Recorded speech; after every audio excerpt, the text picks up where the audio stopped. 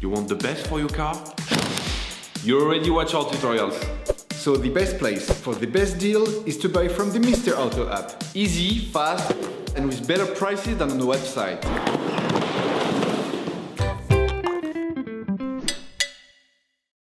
You will find the bulk stabilizer sway bar links used in the video exclusively on the Mr. Auto website and through the link in the description. Turn your engine off and pull up the handbrake. In order to change the sway bar links on your vehicle, it is necessary to lift the front of the vehicle and to remove the wheels to have complete access to the suspension system. Loosen the stud bolts on the front wheels,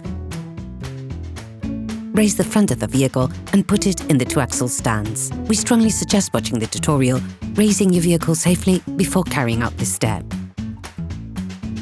You will then be able to take off the wheels. Don't forget to slide them under the vehicle. The sway bar links connect the sway bar to the shock absorbers to always ensure that the wheels remain on the ground. As the components to be removed are very often seized up, don't hesitate to brush and to use penetrating oil to facilitate the operation. Start by loosening and removing the upper bolt joint on the sway bar link. To do this, take an 18mm spanner and a 5mm Allen key. Stop the rotation with the Allen key and remove the nut using the spanner. Repeat the operation on the lower ball joint.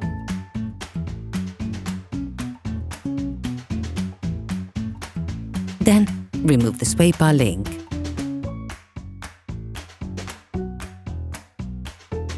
Hi, it's Theo from UseTool. I hope this video has helped you a lot in your car maintenance. We would be super grateful if you could spread the word so that we can produce even more tutorials. Simply give us a like, a comment, and hit that subscribe button. It really helps us boost the channel and help the whole community. Thanks a lot and have a great one. You will find the bulk parts and products used in the video on the Mr. Auto site and in the link in the description. Take the new sway bar link axle rod.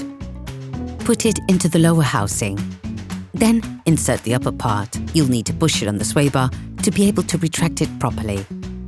Tighten the lug nuts. Finish off the tightening with a torque wrench.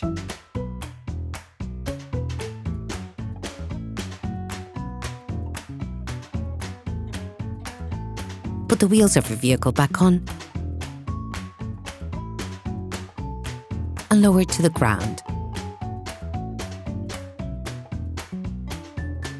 Operation completed. Hi, it's Theo from UseTool. I hope this video has helped you a lot in your car maintenance. We would be super grateful if you could spread the word so that we can produce even more tutorials. Simply give us a like, a comment, and hit that subscribe button. It really helps us boost the channel and help the whole community. Thanks a lot and have a great one.